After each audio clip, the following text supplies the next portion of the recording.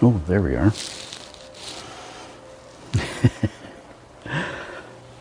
Oh, settling in for a long winter's nap after a short Christmas tradition. Welcome back. And Merry Christmas, everyone.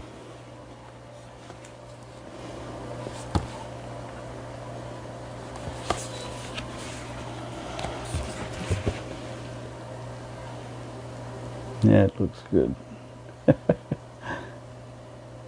Okay. Well, at least we've allowed everyone a chance to come back and join us once again. The cold weather caused a little bit of a glitch, and a lot of connections were cut off, so I decided, well, we were just going to have a reprise.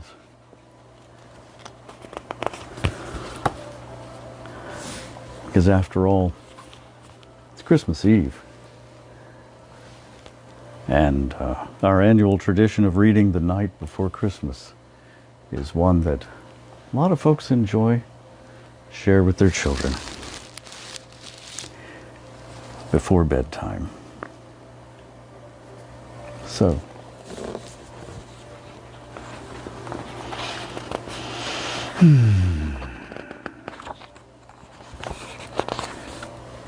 The Night Before Christmas by Clement C. Moore.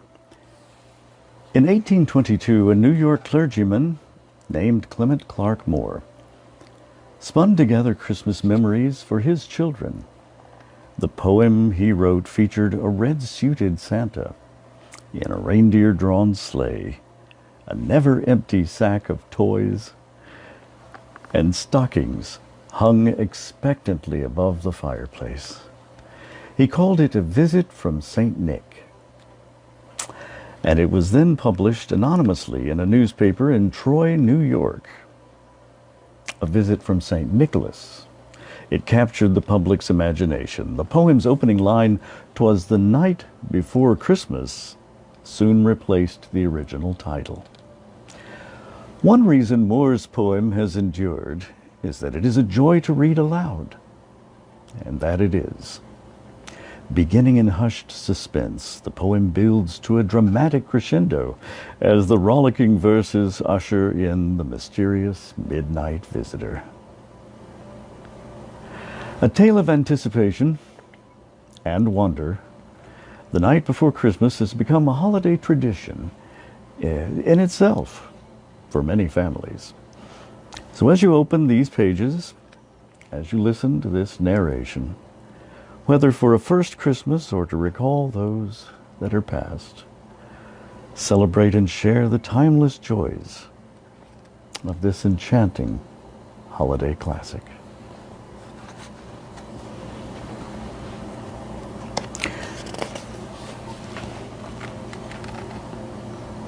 "'Twas the night before Christmas, when all through the house not a creature was stirring, not even a mouse.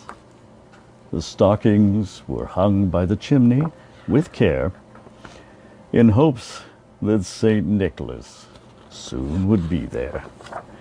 The children were nestled all snug in their beds, while visions of sugar plums danced in their heads. Mamma in her kerchief, and I in my cap, had just settled down for a long winter's nap, when out on the lawn there arose such a clatter, I sprang from my bed to see what was the matter. Away to the window I flew like a flash, tore open the shutters, and threw up the sash. Oh, the moon on the breast of the new-fallen snow gave a luster of midday to the objects below, when what to my wondering eyes should appear but a miniature sleigh and 8 tiny reindeer, with a little old driver so lively and quick, I knew in a moment it must be St. Nick. More rapid than eagles his coursers they came, and he whistled and he shouted, and he called them by name.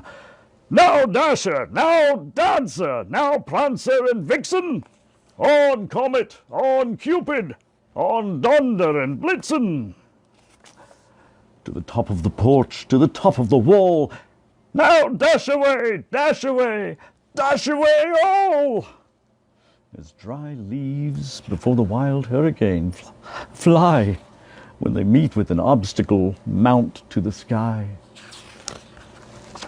So up to the housetop, the coursers they flew, with the sleigh full of toys and St. Nicholas too. And then in a twinkling, I heard on the roof the prancing and pawing of each tiny hoof as it drew in my head and was turning around. Down the chimney St. Nicholas came with a bound. He was dressed all in fur from his head to his foot, and his clothes were all tarnished with ashes and soot.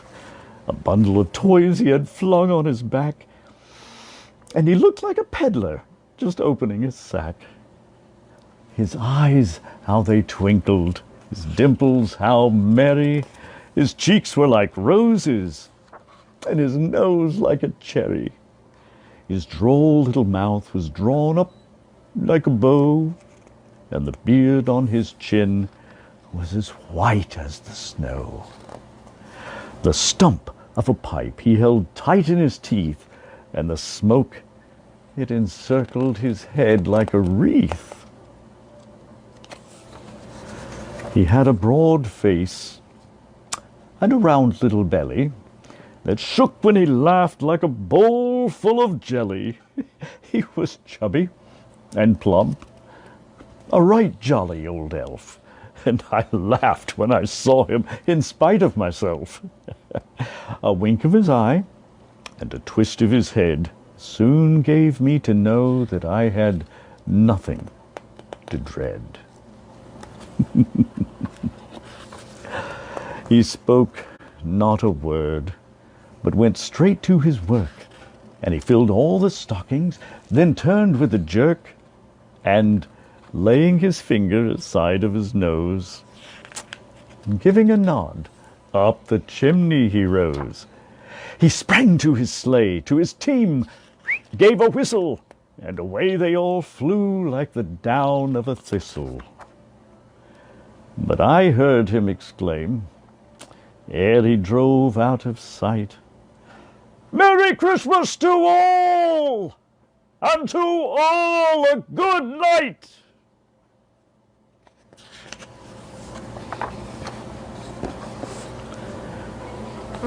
Merry Christmas, my friends, and I hope you've enjoyed hearing this with loved ones and those that you can make memories with this year.